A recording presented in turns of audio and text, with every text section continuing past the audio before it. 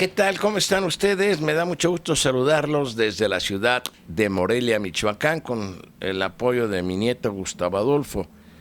Mire, hoy es jueves. El día de ayer, los 4 puntos cardinales de la ciudad de Morelia fueron bloqueados por manifestantes, normalistas, gentes del STASPE, el Sindicato de Trabajadores al Servicio del Poder Ejecutivo, eh, maestros también, pero yo más bien quisiera referirme al problema grave que es la reforma educativa. Es muy difícil para un gobernador determinar en qué momento debe hacer uso de un contingente policiaco para desactivar movimientos sociales que, con razón o sin ella, nos afectan a todos los habitantes de la ciudad. ¿Por qué? Hay bloqueos, hay manifestaciones, hay campamentos que se instalan en el centro de la ciudad, jóvenes que pertenecen al gremio de los normalistas obligan a pasajeros que utilizan el transporte público foráneo a descender de los autobuses para apoderarse de los camiones. Esto genera molestias. Usted circula por una calle de la ciudad de Morelia y de repente se encuentra con que está bloqueada, con palos, con vigas, con camiones atravesados, con profesores. Me quiero referir, le digo, fundamentalmente al problema de la reforma educativa, aunque los asuntos que en este momento existen en Michoacán son muy variados y de diversa índole. Hay problemas en la costa, hay problemas con los grupos de autodefensas que han también cerrado con palos y piedras las carreteras. Hay problemas por todos lados, pero yo quiero decir que hasta el momento, en lo que se refiere al ámbito educativo, el gobierno del estado hasta el momento ha manejado con mucha prudencia esta situación. No ha hecho uso de la fuerza pública para utilizar la violencia y desactivar los movimientos. Es cierto que han ido a la escuela de Tiripetío grupos de la Policía Federal a quitarles los camiones o algunos camiones de los que se han apoderado. Pero el gobierno del estado hasta este momento no ha hecho uso de la fuerza pública. Yo digo que ha actuado con prudencia, pero aquí la pregunta sería saber hasta qué límite la autoridad estatal podrá tolerar disturbios que trastocan la normalidad de nuestra ciudad, porque el centro se ve materialmente bloqueado e imposibilitado de que la gente podamos ir. No se diga un vehículo que no puede transitar por determinadas calles, como ayer aconteció en la ciudad de Morelia, le repito, bloqueada en los 4 puntos cardinales y sobre todo las zonas de acceso y salida de la ciudad, la carretera que va a Guanajuato, la carretera que va a Quiroga, o sea, el viejo camino a Guadalajara, y lo que llaman la autopista. Esto genera un caos, esto genera un desastre para los que aquí habitamos. Pero no olvidemos que este problema no lo generó el gobierno del estado, no lo generó regímenes estatales. Esto deriva del famoso Pacto por México, una aberración jurídica impuesto a los mediocres y vendidos legisladores federales que lo aceptaron e hicieron una serie de reformas brutales, bárbaras. No quiero analizarlas todas. Nos arrebatan el petróleo, extensas porciones de tierra. No quiero entrar, es únicamente me quiero referir al problema educativo. La reforma educativa. Ese problema que vivimos los michoacanos fue generado por la Federación, por Presidencia de la República y desde luego con el sometimiento de los legisladores que la aprobaron. Pero no es una reforma educativa, esto lo debemos de entender perfectamente. No hay un solo programa educativo de trascendencia, es una reforma administrativa y de carácter laboral para someter a los profesores por los intereses que hay. Pues esto nos viene del extranjero. Son los Estados Unidos los que nos imponen esta llamada reforma educativa, entre comillas, y también desde luego organismos mexicanos que están interesados en la privatización de la educación. En esa reforma educativa, el sector magisterial jamás fue tomado en cuenta.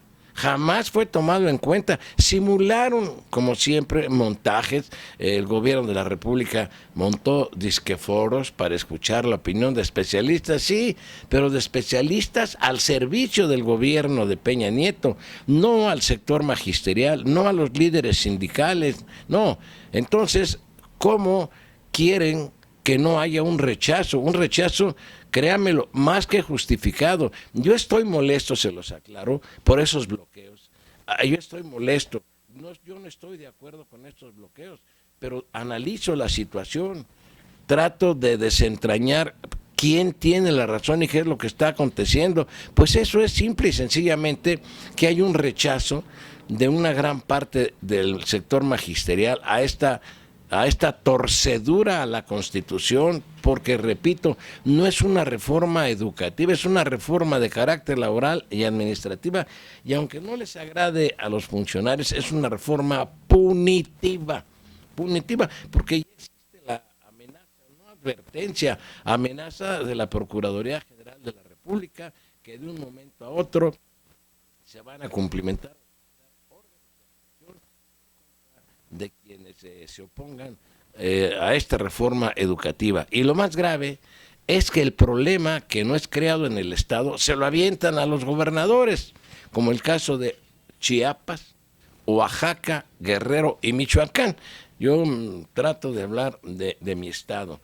Entonces, al gobierno del Estado, la Federación lo presione para que a como dé lugar desactive estos movimientos, inclusive manda fuerzas federales para que no haya oposición a la evaluación, para que nadie se oponga del sector magisterial. Entonces quiere decir que a garrotazos los quieren someter. Esto es una estupidez, una aberración, y ponen en un predicamento a los gobernadores de los estados que tienen que doblarse y someterse a las exigencias de la Federación. Repito, esto no se generó en los estados.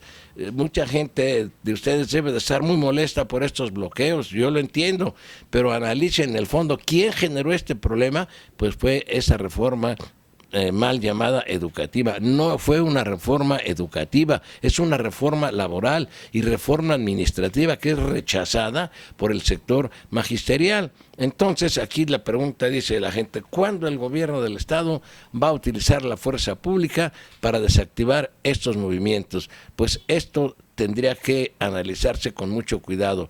Yo sí digo una cosa: la violencia, el garrote, los toletes, los escudos, las tanquetas, el ejército, no va a resolver la situación. México vive momentos muy difíciles, hay una gran inconformidad. Ya después hablaré de los despojos de tierra que ha habido con la presencia del ejército.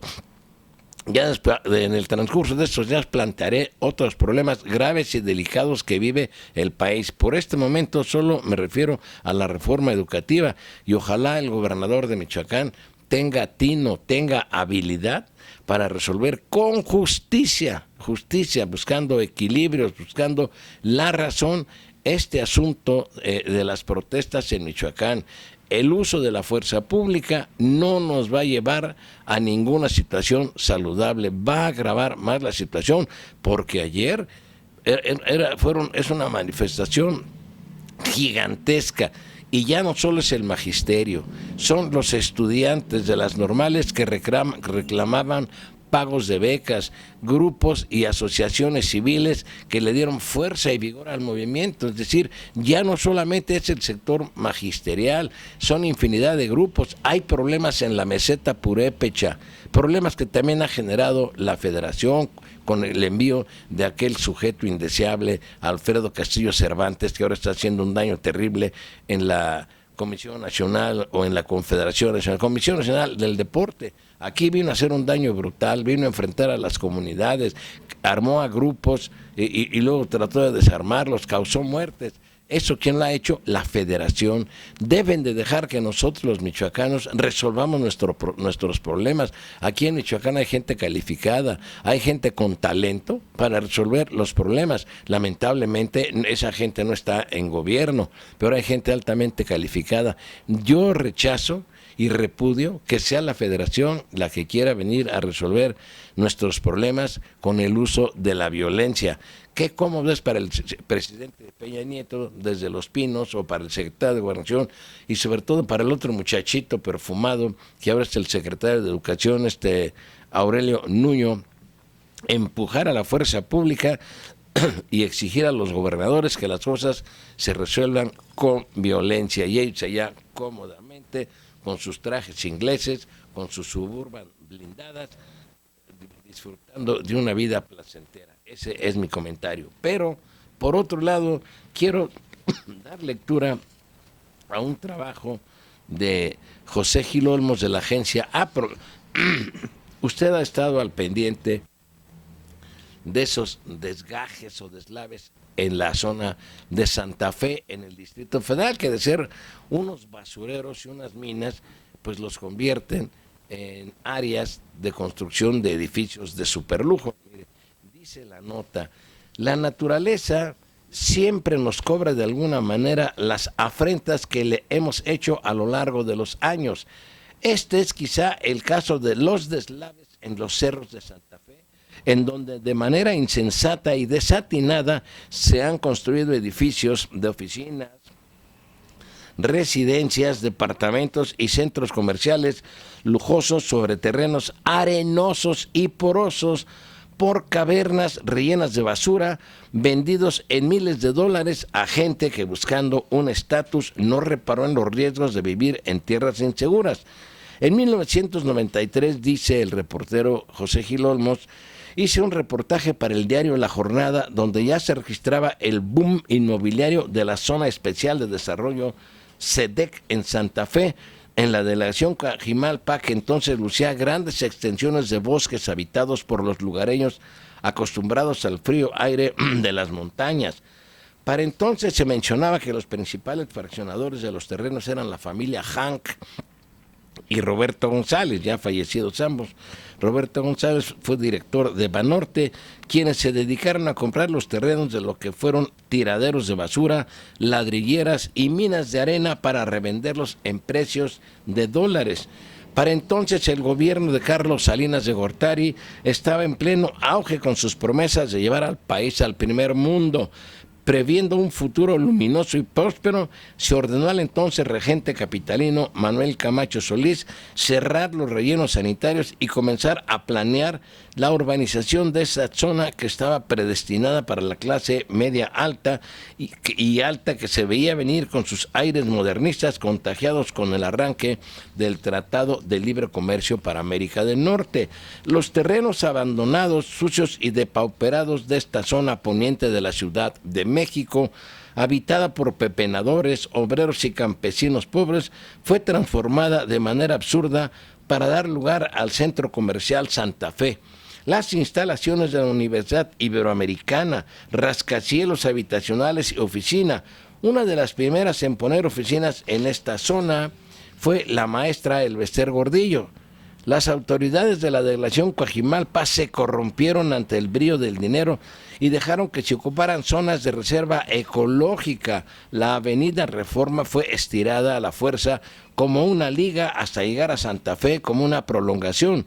En 2 décadas, esta zona de Santa Fe dejó atrás un pasado pobre y sucio que fue enterrado en las barrancas, donde se levantaron grandes edificios de cristal brillante y limpio, como el futuro de primer mundo que se prometía para el país desde el sexenio salinista. Pero la naturaleza se ha encargado de sacar a la luz el pasado de esta zona de apariencia modernista, que fue levantada a base de ¿qué? Pues de corrupción gubernamental y de especulación inmobiliaria en terrenos de arena y basura. Quienes compraron casas y departamentos en Santa Fe sabían de esta historia. Cuando se compra una propiedad se pregunta por el pasado y si no es segura pues no debe de adquirirse. Lo que pasa en Santa Fe debería ser un llamado de atención para los delegados y constructores de otras zonas de la Ciudad de México con suelos afectados por los terremotos del 57 y 1985, principalmente de la colonia Roma, Juárez, Cuauhtémoc y Tlatelolco, donde existe un registro de 600 construcciones con daños estructurales y donde ahora se levantan edificios de departamentos a precios exorbitados para la nueva clase media y media alta que pretende vivir en zonas de moda sin tomar en cuenta su seguridad. Yo no sé si usted se acuerda que ya hace algunos años para construir todo lo que es esa zona de Santa Fe, había habitantes, había gente pobre. Pues un día en la madrugada les cae las autoridades policíacas del gobierno del Distrito Federal y a punta de garrotazos, de golpes, lesionando a la gente, los desaloja de ahí, claro, porque la ambición de los políticos, la ambición de los constructores es muy grande y a como dé lugar quieren hacer dinero. Pues bien dice el analista al que hago referencia, José Gil Olmos, que ahora la naturaleza está exhibiendo la corrupción que se dio. Esos serían mis comentarios y quiero dar lectura a los mensajes que hemos recibido. La señorita Grace dice, se refiere a cuando yo comenté la exhumación de restos del normalista desollado en los hechos de Ayotzinapa, que por cierto todavía no he visto información. Dice, muchos saludos, licenciado Adolfo, realmente es devastador lo que ha narrado sobre este muchacho y sobre todo para la familia que sigue viviendo las anomalías de este caso tan lleno de mentiras con la intención de desacreditar a este joven que tan cruelmente fue agredido. Ya imaginen el sufrimiento que le fue ocasionado. A Dios le dé fuerza a su familia para tanto dolor. Es inaccesible y aceptable tanta crudeza de este gobierno al mentir. La verdad que ya no sé qué más agregar. Dios ayude a esclarecer la verdad y castiguen a los verdaderos culpables. Al menos será un pequeñito alivio para su familia. Sin más por el momento, le dejo como siempre mi agradecimiento por su tiempo y por su veracidad en sus comentarios sobre este caso tan triste. Cuídense mucho y muchas bendiciones. Saludos para sus nietos María Fernanda y Gustavo, que tengan un lindo día. Muchas gracias. Luis Alfonso Ochoa Chávez dice, en relación a la entrega de la medalla Belisario Domínguez a un depredador, he leído con gusto la revista Claridades. Recomiendo que al hablar de derecho municipal empleen el término ayuntamiento en vez de cabildo, ya que el primero es más laico y este último nos remite al derecho canónico. No existen las juntas de cabildo, sino las sesiones de ayuntamiento, mismas que pueden ser ordinarias o extraordinarias según el caso que prevenga la ley orgánica municipal. Es cierto que ya de laicos nos queda poco, pero tratemos de conservar lo poco que nos queda, con respeto desde Zacuatl a Yotl. Pues sí, yo estoy totalmente de acuerdo. A veces a las palabras no se les da un uso unívoco, sino a veces es multívoco o equívoco. Pero habrá que entender que pues no todos son expertos en derecho, no todos pueden establecer la distinción entre lo que es el ayuntamiento, entre lo que es un cabildo, y a veces la gente confunde el ayuntamiento con una estructura inmobiliaria. Muy interesante su comentario, licenciado. El señor Panzo Villa dice, estos políticos mexicanos no tienen ni el más mínimo respeto hacia los mexicanos.